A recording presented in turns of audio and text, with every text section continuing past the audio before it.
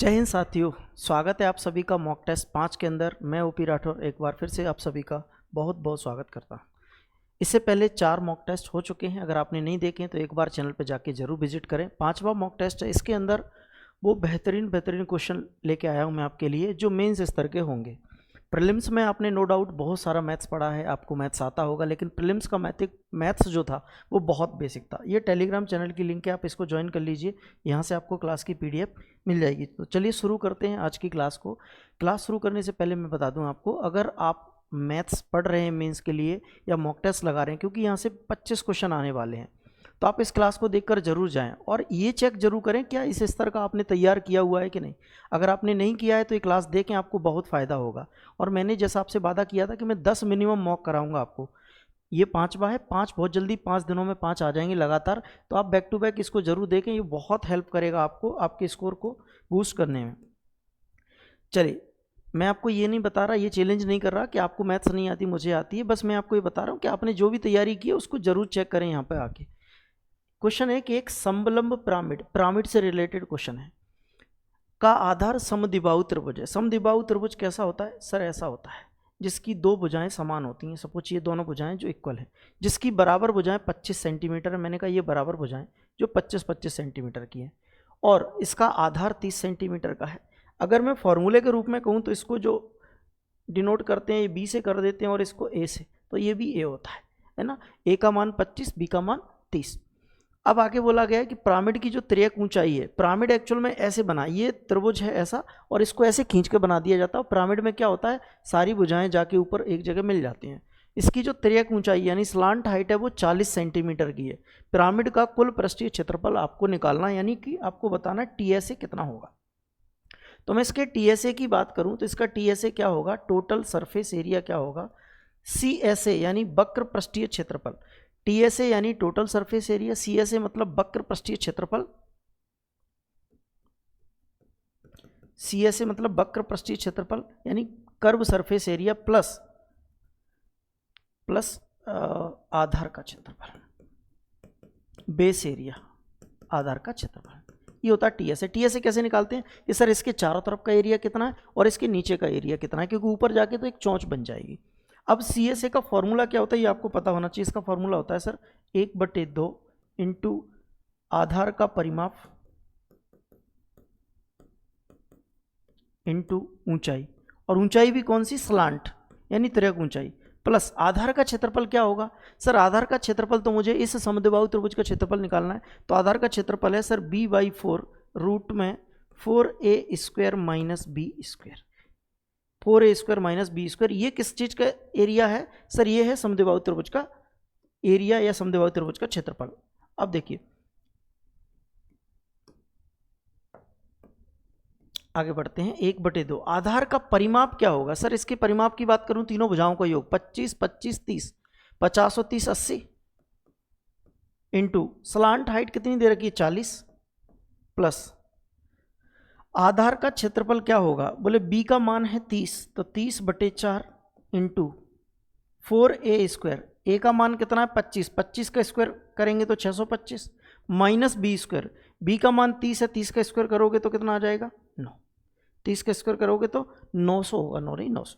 अब देखो 2 से अगर मैं इसको काट दूं तो ये कितनी बार कट जाएगा सर, 20 बार, और 8 दूनी 16, 1600 आ गया ये, प्लस ये 30/4 ही है, आगे काट लेंगे इसको। ये कितना बनेगा, आपने कहा 4 गुणा 625 बनेगा 6 चौके 24 यानी 2500, और 2500 में से 900 जाएगा तो कितना बचेगा 1600। कितना बचेगा भैया ये 1600, लेकिन 1600 रूट में बचेगा। अगर रूट 1600 तो बाहर निकल के कितना आ जाएगा 40, तो आप बोल पाओगे ये 1600 है प्लस 30/4 गुणा में 40। अब आपने देखा कि ये 40 जो है वो 4 से 10 बार कट जाएगा यानी 300, और 300 को 1600 में जोड़ेंगे तो कितना आ जाएगा बेटा 1900 आ जाएगा। 300 में 1600 जोड़ेंगे तो कितना आ जाएगा सर 1900 आ जाएगा, जो कि ऑप्शन सी में है, ऑप्शन सी में है। ठीक है, तो एक ही क्वेश्चन के अंदर आपको बहुत सारी चीज़ें देखने को मिली। चूँकि हम प्रैक्टिस कर रहे हैं, एक प्रैक्टिस सेट लगवा रहा हूँ आपको, तो मैं टाइम मैनेजमेंट का ध्यान रखूँगा, थोड़ा फास्ट चलेंगे हम। मैं कॉन्सेप्ट समझाने नहीं आया, कोशिश ये रहेगी कि आपको जो सवाल का कॉन्सेप्ट है वो तो समझाएं, एक दो अन्य बातें साथ साथ बताते चलें। अगला जो क्वेश्चन है वो एलिगेशन मिक्सचर का है कि एक ए गुणवत्ता वाली और एक बी गुणवत्ता वाली चीज़ है। ए गुणवत्ता वाली जो चीनी है ना साहब, वो कितनी है, 7 किलो चीनी है 245 रुपये की, 245 रुपये की 7 किलो। तो 1 किलो की कीमत कितनी आ जाएगी, तो आपने कहा 7 × 21, 3 बचेगा 35, 7 × 5 = 35, इसकी कीमत पर किलो 35 आ गई। दूसरी 5 किलो चीनी है 300 रुपये की, यानी 1 किलो की कीमत 60 रुपये। जबकि इनको मिला दें तो इन्हें किस अनुपात में मिलाएं कि 1 किलो मिश्रण की कीमत 50 हो जाए। तो मिश्रण हमेशा बीच में रखा जाता है, मिश्रण बीच में रखा जाता है। अब एलिगेशन लगा दो इस पर, एलिगेशन लगाते हैं, 50 में से 35 गया तो 15 और 60 में से 50 गया तो 10 बचेगा। अगर मैं इसको 5 से काट दूं तो 2 बार और 5 से काट दूं तो 3 बार, तो आपका जो आंसर आएगा वो 2:3 यानी कि ऑप्शन बी आ जाएगा। 2:3 यानी कि ऑप्शन बी आ जाएगी। ये बात समझ में आई आपको, क्लियर हुई? नेक्स्ट क्वेश्चन की ओर बढ़ते हैं। अगला क्वेश्चन है कि एक चुनाव में 4 उम्मीदवार थे। इनको जो वोट मिले हैं उसकी संख्या कितनी है, एक को 4500, दूसरे को 1260, तीसरे को 240 और चौथे को 2000। अब एक जनरल सी बात समझिए, अगर आप 4 लोग हैं और चुनाव लड़ रहे हैं, आपको ये वोट मिलते, आप 4 लोग हैं, एक को 4500, दूसरे को 1260, तीसरे को 240 और चौथे को 2000, तो मैं आपसे ये पूछता कि आप चारों को टोटल वोट कितने मिले? सब ने वोट डाले हैं, बोले 4500, 2000, 6500 और इनको जोड़ेंगे तो ये 1500 यानी 8000। तो आप ये बोल पाओगे कि सर टोटल मिला के हमको वोट मिले हैं तीनों को, वो कितने मिले हैं? 8000। अब मैंने कहा हारा कौन है और जीता कौन है? तो बोले हारे तो सारे हैं, जीतने वाला व्यक्ति ये है। ये सर किससे जीता है, किससे जीता है? तो ये नियरेस्ट वोटर से जीता है, जिसके इससे कमाते हैं उससे जीतता है। तो 4500 वाला जीतेगा किससे? 2000 वाले से। तो ये कितने वोटों से जीत गया? सर 2500 वोटों से जीत गया। कितने में से जीता? अब सवाल आता है परसेंटेज में, जब भी आपको ये निकालना हो कि कितने प्रतिशत ज़्यादा मत मिले, यही पूछा था कि जीतने वाले उम्मीदवार और हारने वाले के बीच का अंतर कितने प्रतिशत का है। तो आपको जब अंतर देखना परसेंटेज में, तो कहाँ से अंतर आया? सर ये 8000 से, परसेंटेज में बताना है तो गुणा में 100, गुणा में 100। 2 0 से ये 2 0 काटो, 1 0 से 1 0 कट जाएगा। 8 से भाग दो 250 को, तो 8 × 24, 1 बचेगा 10, 8 दूनी 16, 2 बचेगा 20, 4 बचेगा 40, 8 एकम 8, 8 × 24, 1 बचेगा 10, 8 एकम 8 आएगा, 8 एकम 8 आएगा, 2 बचेगा 20, 8 दूनी 16, 8 पंजे 40, तो 31.25 उत्तर आ जाएगा, जो कि ऑप्शन ए में है, ऑप्शन ए में है। आपको देखने में हो सकता लगे कि 4 लोग हैं, 4 लोग इलेक्शन लड़ते हैं, तो किस प्रकार से इस क्वेश्चन को सॉल्व करेंगे, तो आप देखेंगे बहुत छोटा सा प्यारा सा सॉल्यूशन मिलेगा। नेक्स्ट क्वेश्चन है मध्यानुपाती, मिड प्रोपोर्शन कैसे निकालते हैं? मध्यानुपाती, मिड प्रोपोर्शन या मीन प्रोपोर्शन, क्या होता है सर?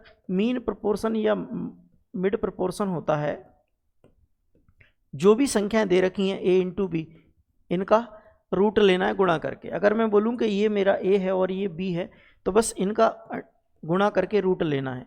49 × 64, आपको पता 49 का स्क्वायर रूट लेंगे तो 7 आएगा, 64 का 8 आएगा, और दोनों का गुणा करेंगे तो बेटा कितना आ जाएगा? 56 आ जाएगा। Option A is the correct उत्तर। ये मीन प्रोपोर्शन था। अगर आपसे कभी पूछा जाए थर्ड प्रोपोर्शन, तो थर्ड प्रोपोर्शन होता है b²/a, यानी दूसरी संख्या का स्क्वायर बटे पहली संख्या होगा। ये याद रख लीजिएगा एक फैक्ट। नेक्स्ट अगला क्वेश्चन एज से संबंधित है। अगर रेशो टॉपिक आपके मेंस में दिया है तो एज से भी क्वेश्चन आएंगे। क्वेश्चन है कि कमलेश और प्रथमेश की वर्तमान आयु का योग 52 है। अब से 2 वर्ष बाद कमलेश और प्रथमेश की उम्र, कितने वर्षों के बाद? सर 2 वर्षों के बाद कमलेश की आयु प्रथमेश की आयु से 3 गुना हो जाएगी। कमलेश और प्रथमेश की आयु का अनुपात 3:1 हो जाएगा। 3 गुना होने का मतलब है 3:1 हो जाएगा। और वर्तमान में इनकी उम्र का योग कितना है? 52 वर्ष। 2 वर्ष बाद मैं ये कहूँ कि कमलेश कितने का है, तो आप बोलोगे कमलेश की उम्र 2 वर्षों में 2 बढ़ जाएगी। और प्रथमेश की कितनी बढ़ेगी? सर प्रथमेश की भी 2 बढ़ जाएगी। यानी कुल मिला के दोनों की उम्र में 4 का अंतर आ जाएगा, 4 वर्ष बढ़ जाएगी। तो 2 वर्षों के बाद इनकी टोटल उम्र होगी वो कितनी हो जाएगी सर? 56 वर्ष। 2 वर्षों के बाद दोनों की टोटल उम्र 56 हो जाएगी। अगर आज 52 है तो मैंने कहा रेशो को अगर जोड़ते हैं तो ये कितना आएगा? बोले 4। इस 4 अनुपात का मान 56 है, तो 1 अनुपात का मान कितना हो जाएगा? 4 से 14 टाइम्स कट गया 14, 1 का 14 आ गया।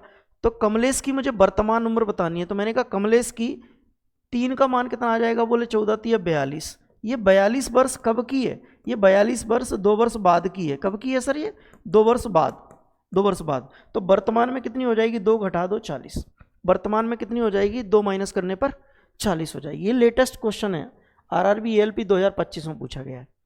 अब मैं आपको ये नहीं कह रहा कि ये रेलवे का क्वेश्चन है, रेलवे में आया हुआ, रेलवे से मतलब नहीं है। लेटेस्ट क्वेश्चन किस प्रकार के आ रहे हैं वर्तमान में, उस तरह के क्वेश्चन आपसे भी पूछे जाने की उम्मीद है। नेक्स्ट, एक दुकानदार मोबाइल फोन पर उसके क्रय मूल्य से 40% अधिक अंकित करता है। मैंने कहा किसी वस्तु का जो सीपी है या मोबाइल का जो सीपी है वो 100 रुपये है, और इस पर ये 40% अधिक अंकित करता है, यानी एमपी कितना होगा, तो आप बोलेंगे 140। एमपी कितना होगा, 140। अब वो कहता है कि अंकित मूल्य पर एक तो 10% और दूसरा 5% के 2 डिस्काउंट देता है, एक 10% और दूसरा 5% का। तो क्रय मूल्य पर उसे प्राप्त लाभ कितना होगा, क्रय मूल्य पर लाभ कितने प्रतिशत होगा, ये ज्ञात करना। तो ध्यान से देखेंगे, अभी एमपी कितना है उसका, 140। अब मुझे क्या निकालना है, एसपी, मुझे निकालना है विक्रय मूल्य। तो विक्रय मूल्य कैसे निकालूंगा, मैंने कहा क्रय एमपी कितना है 140, इस पर एक डिस्काउंट 10% का है। बेटा ध्यान से सुनना, 10% बराबर क्या होता है, 1/10, और 5% बराबर क्या होता है, बोले 5% बराबर होता है 1/20, 1/20, ये आपको पता है। अब देखिए मैं क्या बताने जा रहा हूँ, ध्यान से सुनेंगे आप। मैंने कहा 10 पर अगर 1 का डिस्काउंट मिल गया, 10 पर 1 का डिस्काउंट मिल गया तो ये चीज कितने में बिकेगी, तो आप बोलेंगे 9/10 में। और 20 पर 1 का डिस्काउंट मिल गया तो कितने में बिकेगी, एक और डिस्काउंट मिल जाएगा तो बोले 19/20 में। या फिर मैं कहता कि 100 पर 10 का डिस्काउंट मिल गया तो बेचना है मुझे, मतलब सेलिंग प्राइस निकालना है, तो 9/10 में बिकेगी, ये 19/20 में। 2 डिस्काउंट मिले हुए हैं। अब 20 से इसको काटोगे तो ये 7 बार कट जाएगा, और 9 7 63 गुणा 19/10 गुणा करो 19 3 57 और 19 छिंके 114, 114 5 119 बटे में 10। अगर आप 10 से भाग लगाते हैं तो क्या आएगा, बोले 10 से भाग लगाने पर यहाँ डेसिमल आ जाएगा, यानी 100 जो एसपी होगा इसका वो कितना आ जाएगा, 119.7। अब आप मुझे बताओ 100 रुपये की चीज़ अगर आपकी 119.7 में बेची जा रही है तो आपका लाभ कितने का होगा, बोले 19.7% का। प्रॉफिट कितने का हो जाएगा बेटा, 19.7% का, जो कि ऑप्शन बी में है। समझ पा रहे, कैलकुलेटिव सवाल देखने को मिलेंगे, मेंस है तो कैलकुलेटिव मिलेंगे आपको, लेकिन कैलकुलेटिव सवालों को डील कैसे करना है थोड़ी सी इस पर पकड़ बनानी होगी। नेक्स्ट क्वेश्चन है कि त्रिभुज एबीसी में बिंदु बी पर समकोण है। ये त्रिभुज है एबीसी, ये बी पर समकोण है, ये ए है और ये सी है, और आगे बोला गया कि एसी पर बीडी लंब खींचा गया, बी से डी तक एक लंब खींचा गया परपेंडिकुलर। यदि एडी का मान 5 हो, इसका मान 5 है, और डीसी का मान 9 हो, इसका मान 9 हो, तो बीडी की लंबाई आपको बतानी है। तो एक प्रॉपर्टी आपको याद रखना है कि बीडी बराबर, ये डी है सर, सॉरी यहाँ पर डी है, तो इसके लिए आपको एक प्रॉपर्टी याद रखना, वो क्या है सर, बीडी बराबर होगा रूट के अंदर एडी इंटू डीसी। ये प्रॉपर्टी आपको याद रखना है, रिमेंबर दिस प्रॉपर्टी। बीडी का मान मुझे निकालना है, तो एडी का मान कितना है 5 और डीसी का मान 9, तो आपको क्या करना है 5 गुणा 9। अब 9 को बाहर निकालेंगे तो 3 आ जाएगा, और रूट में कितना बच जाएगा 5, तो हमारा आंसर होगा 3√5, 3√5। क्लियर हुई बात। चलिए अब इसमें मैं आपको घंटों तक समझाऊं कोई मतलब नहीं है, जो प्रॉपर्टी मैंने बोली है बस उसको याद रखिएगा, ऐसा क्वेश्चन आएगा तो सेम प्रॉपर्टी से हल होगा। नेक्स्ट क्वेश्चन है मेंसुरेशन का कि 6 इकाई त्रिज्या वाले त्रिज्याखंड, एक त्रिज्याखंड लेने के लिए हमें क्या लेना पड़ेगा, एक वृत्त लेते हैं। हमने एक वृत्त लिया सर, ये वृत्त है हमारे पास। अब देखिए ये इसका सेंटर है, और यहाँ से मैंने एक त्रिज्याखंड बना लिया सर, ये अपना त्रिज्याखंड है इतना, इसकी जो त्रिज्या है वो कितने की 6 सेंटीमीटर की है, और इस पर जो एंगल बन रहा है वो कितने डिग्री का है सर, 60 डिग्री का बन रहा है। तो आपसे पूछा त्रिज्याखंड की चाप की लंबाई बताओ। चाप की लंबाई का मतलब ये है कि यहाँ से लेकर ये वाली लंबाई बताना, इसको ही बोलते हैं लेंथ ऑफ आर्क या चाप की लंबाई, इसी को हम बोलते हैं चाप की लंबाई, लेंथ ऑफ आर्क, इसको आर्क बोलते हैं, ARC आर्क बोलते हैं, ठीक है।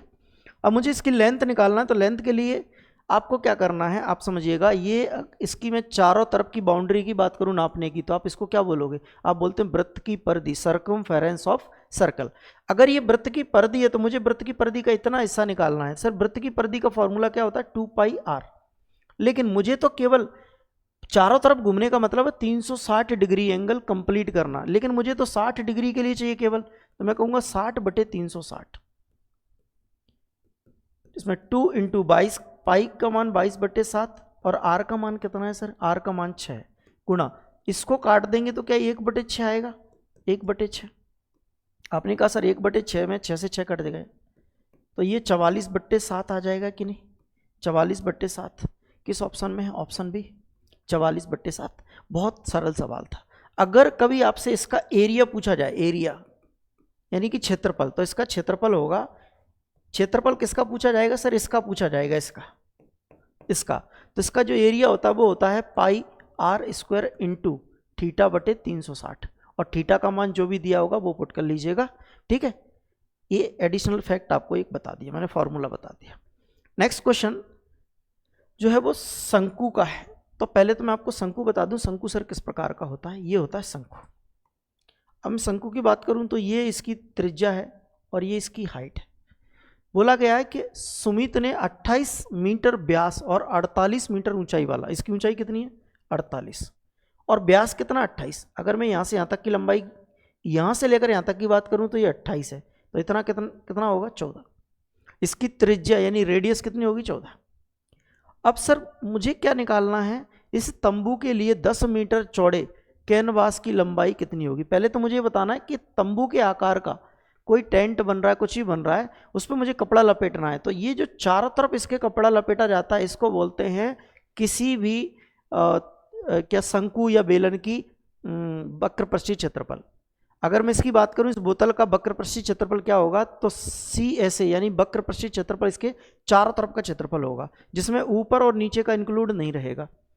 अगर मैं इसकी बात करूं तो इसके चारों तरफ जो भी कपड़ा लपेटा जाएगा उसका क्षेत्रफल कहलाएगा वक्रपृष्ठीय क्षेत्रफल। जो कि वक्रपृष्ठीय क्षेत्रफल यानी कि CSA ये होता है πrl। सर L तो मुझे बताया ही नहीं आपने, L कहाँ से आएगी? सर L ये वाली भुजा है L। ये L कैसे निकलेगी? अगर मैं ये कहूँ कि ये एक राइट एंगल ट्राइंगल है जो 90 डिग्री का एंगल यहाँ बनाता है, जिसमें से ये 14, ये 48 है। ये कितनी है? 14, और ये 48 है। तो मुझे ये वाली भुजा निकालनी है x। तो मैंने कहा इनको अगर काट के देखूँ ध्यान से, मैं 2 से 7 बार और 2 से ये 24 बार। अगर आपको एक ट्रिपलेट याद आ रही हो, वो ट्रिपलेट क्या है? 7, 24, 25। 7, 24, 25 यानी 7 का मान 14, 24 का मान 48, तो 25 का मान x की जगह कितना आ जाएगा? 50 आ जाएगा कि नहीं? 50 आ जाएगा कि नहीं? अब फिर भी आप ये कहते हैं कि सर मुझे नहीं समझ में आया, ये आपने क्या किया? तो मैं इसका बेसिक बता देता हूँ। इसमें पाइथागोरस लगेगी, तो L का मान जो आएगा वो क्या आएगा? वो आएगा 48 का स्क्वायर प्लस 14 का स्क्वायर। तो 48 का जो स्क्वायर होगा वो होगा 2304 प्लस 14 का 196, यानी ये 2500 बनेगा। तो बाहर निकल के कितना आ जाएगा? 50 आ जाएगा। L का जो मान आएगा वो कितना आ जाएगा? 50 आ जाएगा। अब πrl का मान निकालना है, तो कैसे निकालेंगे? बोले 22/7 इंटू R का मान कितना है सर? 14, और L का मान कितना है? 50। ध्यान देना, मैं बहुत सारी बातें एक साथ लेके चल रहा हूँ। इस 7 से 14 को काटेंगे 2 बार, 50 दूनी 100, यानी कितना हो जाएगा? 2200 सेंटीमीटर स्क्वायर इसका वक्रपृष्ठीय क्षेत्रफल आ गया। चूंकि वो ये नहीं कह रहा कि वक्रपृष्ठीय क्षेत्रफल निकाल के बताओ, वो कह रहा है कि अगर इस तंबू का कपड़ा जो है वो 10 सेंटीमीटर चौड़ा है तो उसकी लंबाई कितनी होगी। देखो, किसी भी कपड़े की लंबाई और चौड़ाई का गुणनफल जो होता है वो उसका क्षेत्रफल होता है, वो क्षेत्रफल होता है। तो मैंने कहा अगर इसकी चौड़ाई 10 सेंटीमीटर की तो लंबाई कितनी होगी? तो मैंने कहा इसका क्षेत्रफल होता है लंबाई गुणा चौड़ाई, जिसमें से चौड़ाई तो दी है 10, तो मैंने b की जगह 10 रख दिया। L का मान मुझे निकालना है। L का मान बेटा मुझे निकालना है, तो मैंने कहा इस 10 से एक 0 कट जाएगी, तो L बराबर क्या? 220 आ जाएगा। L बराबर क्या? 220 आ जाएगा, जो कि ऑप्शन बी में पाया जाता है। समझ पाए? एक ही क्वेश्चन के अंदर आपको बहुत सारी बातें देखने को मिलेंगी। नेक्स्ट, एक किसी निश्चित राशि पर समान ब्याज दर पर 2 वर्षों के लिए साधारण ब्याज 66 रुपये और चक्रवृद्धि ब्याज 69 रुपीज है, 69 रुपीज है। तो आपसे पूछा है कि वो राशि ज्ञात करना है। तो मैंने कहा मैं SI और CI को एक साथ लिखता हूं। मैंने एक टेबल बनाई, आपको इतना पता होगा कि पहले साल एसआई जितना मिलता है उतना सीआई मिलता है। 2 वर्षों का साधारण ब्याज कितना है 66। मैंने कहा 1 वर्ष का कितना होगा, तो आपने कहा सर 31 रुपये मिलेगा। अगर 2 वर्ष में 66 रुपये ब्याज मिलता है तो 1 वर्ष में 31 नहीं 33 मिलेगा। कितना 33, तो आपने कहा 33 मिलेगा। और 1 वर्ष में साहब जितना एसआई मिलता है उतना ही सीआई मिलता है, तो पहले वर्ष सीआई भी 33 रुपये मिलेगा। लेकिन एसआई तो फिक्स रहता है, दूसरे साल भी उतना ही मिलता है। बट सीआई में क्या अंतर होता है कि सीआई जितना पहले साल मिला है उतना तो मिलेगा ही मिलेगा, प्लस कुछ और मिलेगा। बोले सर इन दोनों को जोड़ने पर 66 हो गया, लेकिन वो कह रहा था कि चक्रवृद्धि ब्याज कुल मिलाकर 69 है। कितना है 69 है, 66 ही हो गया, इसका मतलब 3 रुपये एक्स्ट्रा है, तो 3 रुपये और मिलेगा। ये 3 रुपये क्यों मिला है ये कारण जानिए आपसे। ये 33 पर 3 रुपये मिला है, ये जो 3 रुपये ब्याज मिला है किसकी वजह से मिला है, पहले साल के 33 रुपये ब्याज की वजह से। तो मैं यहाँ से ब्याज दर निकाल सकता हूँ, 3 रुपये का ब्याज 33 पर तो 100 पर कितना, तो मैंने कहा फ्रैक्शन में ही निकालता हूँ, तो ये आ जाएगा 1/11। अगर मैं 100 से गुणा करूँगा तो परसेंटेज में वैल्यू आ जाएगी 9.1/11% की दर, 9.1/11% की दर। चूंकि मुझे आंसर दर में देना ही नहीं है, अगर दर पूछा जाता तो मेरा आंसर होता रेट ऑफ इंटरेस्ट होता 9:1/11%। लेकिन उसने पूछा है कि वो धनराशि बताओ यानी प्रिंसिपल बताओ, तो मैंने कहा वो प्रिंसिपल P रुपये है जिसमें ब्याज की दर जो है वो 1/11 है। अच्छा 1/11 लिखूंगा तो 100 से भाग नहीं दूंगा, ये बात आप जानते होंगे। और 1 वर्ष में 33 रुपये का ब्याज मिलता है, तो P का मान मुझे बताना है। तो P बराबर क्या हो जाएगा 33 × 11, और 33 × 11 करेंगे तो 363 आ जाएगा। कितना आ जाएगा भाई 363। क्लियर हुई बात। नेक्स्ट क्वेश्चन की ओर बढ़ते हैं। अगला सवाल है यूनिटरी मेथड का कि 5 प्रिंटर, आपने MDH सुना होगा पढ़ा होगा, MDH से सवाल है कि 5 प्रिंटर हैं 6 घंटे में, ऊपर मेन और आवर आते हैं, मेन आवर और दिन आते हैं। यहाँ पे मेन का काम प्रिंटर कर रहे हैं और जो भी वो काम करते हैं वो वर्क होता है। पहली कंडीशन में पेज कितने प्रिंट हो रहे हैं, तो आपने कहा 9000। और फिर बोलता है कि ये बताओ कि अगर 8 घंटे काम करें और 28,800 पेज प्रिंट करवाने हो तो कितने प्रिंटर की ज़रूरत होगी। मैंने कहा P2 प्रिंटर की ज़रूरत है, और ये 8 घंटे तक चलता है तो 28,800 प्रिंट कर देगा, 28,800 प्रिंट कर देगा। 2 जीरो से ये 2 जीरो खत्म हो जाएंगी, आमने सामने काट सकते हैं। ये 5 चक्के 30 है, 30 से 90 को काटूंगा तो 3 बार कट जाएगा, ठीक है। और 8 से 288 को काटो, 8 तिया 24, 8 छिंके 48, 8 छिंके 48। ये 36 यहाँ जाएगा, 3 भाग में है, 36/3 बराबर P2। तो 3 से भाग देने पर कितना आ जाएगा सर, ये 12 आ जाएगा। P2 का मान बेटा कितना होगा 12 आएगा, P2 का मान 12 आएगा। ऐसे ही आपकी कैलकुलेशन होनी चाहिए एकदम साफ सुथरी, क्योंकि बेटा आपको ऑनलाइन एग्जाम देना है और ऑनलाइन एग्जाम में आप क्वेश्चन के सामने नहीं लिख पाओगे, आपको रफ पेपर पर लिखना है। तो एकदम साफ सुथरी नीट एंड क्लीन कैलकुलेशन कीजिएगा, जिससे कभी डाउट ना आए। पता चले 6 को हम 0 पढ़ लेते हैं, 0 को 6 पढ़ लिया, आंसर में ब्लंडर हो जाएगा। और वहाँ इतना प्रेशर रहता है कि आप दोबारा सोच नहीं पाओगे कि इसको मैं एक बार फिर से ठीक करूँ, क्योंकि 50 क्वेश्चन आने मैथ्स रीजनिंग के।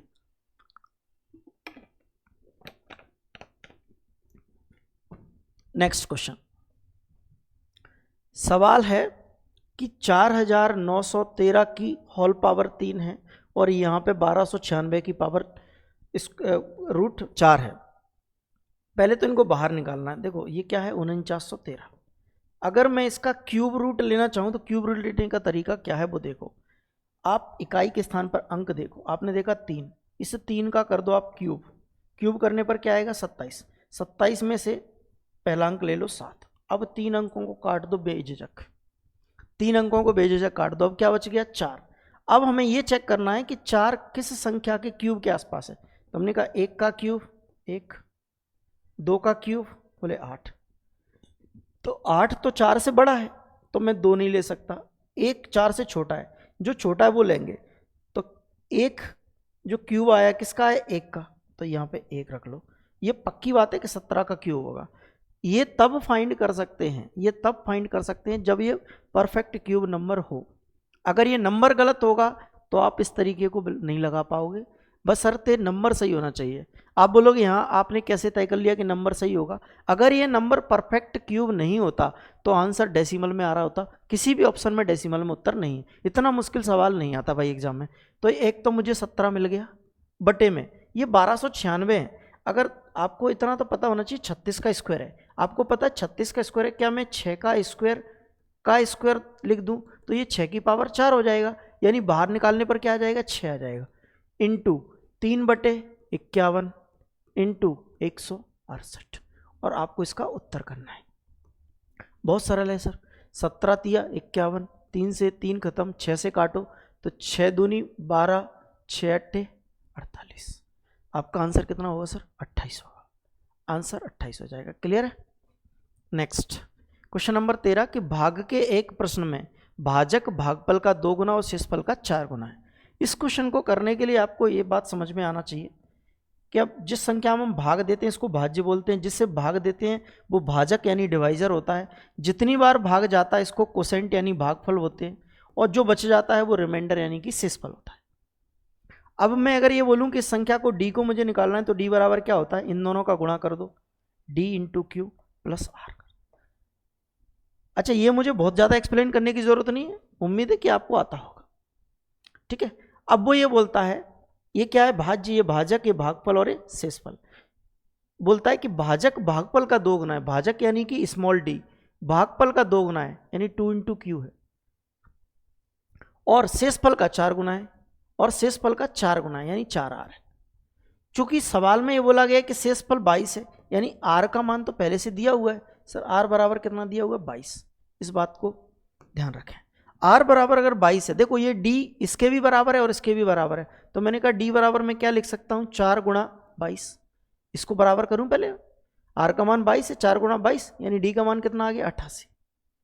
अब सर ये भी तो इसके बराबर है, तो सर मैंने कहा d बराबर 88 इंटू 2q, तो इससे इसको काट दूंगा तो q का मान कितना आ जाएगा, तो आप बोलेंगे 44 आ गया, q का मान 44 आ गया। अब मुझे क्या निकालना था सर, मुझे ये निकालना था, मैंने कहा d बराबर क्या होता है, dq यानी 88 गुणा 44 प्लस r का मान कितना है सर, 22। आंसर मुझे करना है इन ऑप्शंस में से, और ऑप्शंस में मैं देखता हूं तो केवल इस 9 को छोड़ दूं तो बाकी में यूनिट डिजिट अलग अलग है, तो मैं इतना गुणा, देखो ये या तो 88 का 44 से गुणा करो 22 जोड़ो, या फिर आप स्मार्ट तरीका अपनाओ कि 8 चौके 32 करूं तो इकाई के स्थान पर 2 आएगा, और उसमें एक 2 में अगर जोड़ दूंगा तो इकाई के स्थान पर 4 आना तय है, 4 आना तय है। इसका मतलब ऑप्शन ए ही ऐसा मात्र ऑप्शन था जिसमें इकाई के स्थान पर 4 आ रहा था, उससे ज़्यादा फिर मुझे हल करना मूर्खता लगेगी, क्योंकि वो गधा मजदूरी, उसको करने की आवश्यकता है नहीं भैया। चलिए अगले क्वेश्चन की ओर चलते हैं, डिविजिबिलिटी का क्वेश्चन है, विभाजकता का नियम लगेगा इसमें कि 6 अंक की संख्या है, संख्या क्या है 28x219, और इसमें x का वो न्यूनतम मान बताना है जिससे संख्या को 9 और 11 दोनों से भाग दिया जा सके, 9 और 11 दोनों से भाग दे सके। तो मैं पहले जो नियम चेक करूंगा वो 9 का करूंगा। 9 का नियम ये कहता है कि अंकों का योग 9 से कट जाए, तो मैंने कहा 9 9 से कटता है, 8 और 1 9 मिलाकर 9 से कटता है। अब यहाँ पर 2 और 2 4 बचा है, 2 और 2 कितना बचा है, 4, यानी x की जगह मैं 5 रख दूं तो ये पूरा कट जाएगा कि नहीं। अगर मैं x की जगह 5 रख दूं तो ये कट जाएगा। सर 9 से भाग होने के लिए तो 5 आना जरूरी है, तो मैंने कहा 11 के लिए वे कंडीशन सेटिस्फाई हो रही है कि नहीं। सर संख्या अब क्या बन गई, 28 52 19। अब 11 का डिविजिबिलिटी नियम क्या कहता है, 11 का डिविजिबिलिटी नियम कहता है कि इनका योग करो अल्टरनेट अंकों का, अल्टरनेट अंकों का योग करोगे 2 और 5 7 और 1 8, और इधर से करो 8 और 2 10, 10 और 9 19, और इनका अंतर निकालो। इनका अंतर कैसा आना चाहिए, या तो 0 आ जाए या 11 का मल्टीपल हो। तो मैंने कहा 19 में से 8 जाएंगे तो 11 बचेंगे। सर 11 बच रहे हैं, इसका मतलब ये 11 से भी डिविजिबल है, तो ये कब हो सकती है, जब x की जगह हम 5 रख दें, x की जगह 5 रख दें। नेक्स्ट क्वेश्चन, अगला क्वेश्चन हमारा बहुलक से है, सांख्यिकी का क्वेश्चन है, बहुत अच्छा सवाल।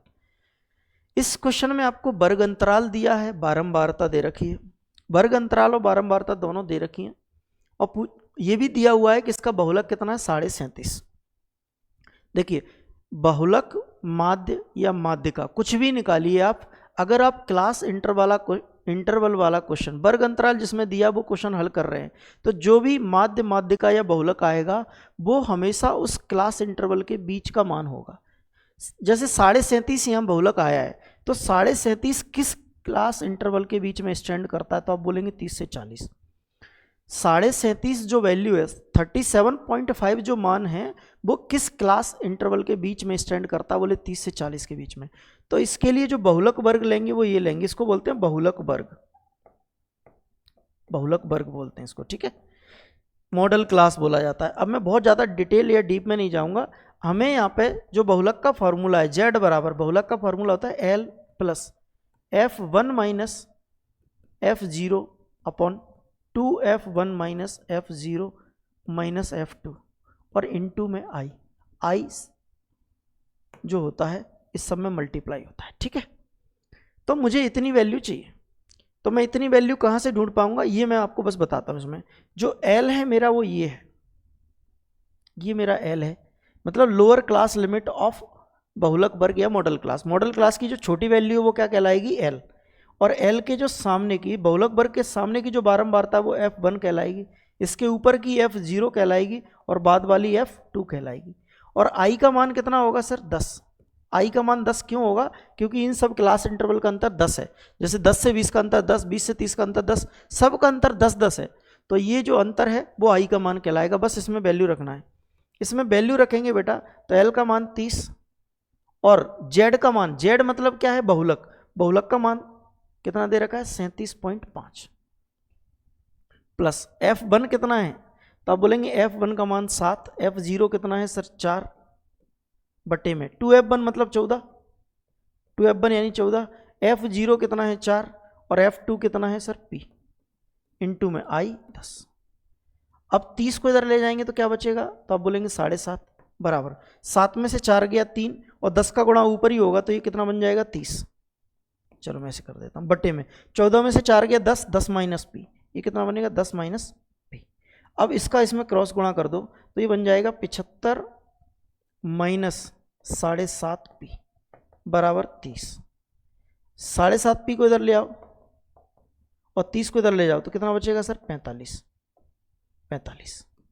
45 बचेगा। मैंने कहा यहाँ से डेसिमल हटाते हैं तो यहाँ 0 बढ़ जाएगा एक, 15 से 5 बार, 15 से 30 बार और 5 से 30 6 बार, तो P बराबर कितना आ जाएगा सर? 6। P बराबर कितना आ जाएगा? 6। केवल और केवल कैलकुलेशन है। कैलकुलेशन भी किसके बाद है? अगर आपको ये पता है बेटा, ये पता है कि इसमें जो फॉर्मूला है वो क्या लगेगा, अगर ये बात आपको पता है तो उसके बाद में केवल और केवल कैलकुलेशन है, बशर्ते आपको ये बात पता होना चाहिए। अगर ये आप लगा पा रहे हैं तो उसके बाद में केवल कैलकुलेशन करना है और कुछ नहीं। और ये पहचानना आना चाहिए कि मुझे मॉडल क्लास कहाँ से लेना है, मुझे F1 कहाँ से लेना है, F0 कहाँ से लेना है, F2 कहाँ से लेना है। अगला क्वेश्चन, एक और क्वेश्चन लिया। देखिए मैंने आज की क्लास में, इससे पहले मैं 4 मॉडल पेपर और करा चुका हूँ, लेकिन क्वेश्चन आज की क्लास की कंपैरिजन में थोड़े से ईजी होते थे। बहुत ईजी तो नहीं रहते थे पर थोड़े से ईजी रहते थे। आज की क्लास में क्वेश्चन जो लिए वो टफ लिए एकदम, इनसे टफ नहीं बन सकता भाई क्वेश्चन। किसी आंकड़ों का माध्य बहुलक का 4 गुना है, बहुलक का 4 गुना है। माध्य क्या होता है? ये बहुलक का 4 गुना यानी 4Z कह दिया। मैं पहले इनका संबंध बताता हूं। संबंध होता है Z बराबर 3m माइनस 2x बार। इसमें m क्या है? माध्य का, और ये x बार क्या है? माध्य यानी कि मीन, और ये Z क्या है? बहुलक यानी कि मोड, बहुलक यानी कि मोड। तो x बराबर 4Z। अब मैं इसमें रखता हूं Z की जगह Z, 3m की जगह 3 गुणा m कितना है सर? माध्य का 63 दे रखिए, माइनस 2 इंटू एक्स बार का मान कितना है? 2 इंटू एक्स बार का मान कितना है? 4Z, 4Z। तो ये 8Z बन जाएंगे कि नहीं? आप बोलेंगे यस सर। अब मैंने कहा ये 8Z जब यहाँ आएंगे, माइनस के इधर आके प्लस के 9Z हो जाएंगे कि नहीं? 9Z बराबर कितना है? 3 गुणा 63, 3 गुणा 63। तो आपने कहा सर 9 से 63 को काटेंगे तो 7 बार कट जाएगा, यानी Z का मान कितना आ जाएगा? 21। Z का मान 21 आ गया। उसने कहा है क्या? बोले सर माध्य बताओ। माध्य क्या है? बोले माध्य था x बार बराबर 4Z, और मैं Z की जगह अगर 21 रख दूं तो ये कितना आ जाएगा? 84। 21 रख दूं तो कितना आ जाएगा? 84। ठीक है भाई, लेकिन इसके लिए आपको ये संबंध पता होना बहुत जरूरी है। अगर ये नहीं पता है तो इस क्वेश्चन का आंसर नहीं दे पाएंगे आप। नेक्स्ट क्वेश्चन, एक समकोण त्रिभुज का क्षेत्रफल समचतुर्भुज के क्षेत्रफल का 3/4 है। समकोण त्रिभुज का क्षेत्रफल होता है 1/2 इंटू आधार गुणा ऊंचाई। अच्छा, साथ में ये बोला जा रहा है कि जिसका विकर्ण 48 सेंटीमीटर का है, 48 सेंटीमीटर का विकर्ण किसका है सर? ये समचतुर्भुज क्षेत्र, समचतुर्भुज है, इसका जो एक विकर्ण है ये 48 का है, दूसरा विकर्ण मुझे नहीं पता है। त्रिभुज के समकोण को समाहित करने वाली, ये त्रिभुज है, त्रिभुज के समकोण को बनाने वाली जो भुजाएं हैं, एक 36 की है और एक 64 की है, और इसका जो क्षेत्रफल होता है वो क्या होता है? 1/2 इंटू ये भुजा इंटू ये भुजा।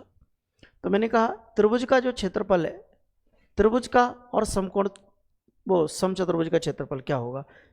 त्रिभुज का क्षेत्रफल होता है 1/2 इंटू आधार, आधार कितना है 64, इंटू ऊंचाई कितनी है 36, बराबर इसका समचतुर्भुज के क्षेत्रफल का कितना है 3/4 है। तो समचतुर्भुज का क्षेत्रफल क्या होता है? 1/2 इंटू D1 इंटू D2, इसका कितना है 3/4 है। 3/4 का गुणा इधर होगा, इधर ना होगी, तभी इनको बराबर बोल पाएंगे। समझ पा रहे हैं मेरी बात? मैंने कहा ये त्रिभुज का क्षेत्रफल है, त्रिभुज का जो क्षेत्रफल है समचतुर्भुज के क्षेत्रफल का 3/4 गुना है, इसका 3/4 गुना ये है, तो इधर गुणा करने पर ये बराबर हो सकते हैं। ठीक है, अब चूंकि वो ये कह रहा है एक जो इसका डायगोनल है, एक विकर्ण जो है वो कितने का 48 का है, तो मैंने कहा एक विकर्ण का मान तो यहाँ 48 रख लेते हैं।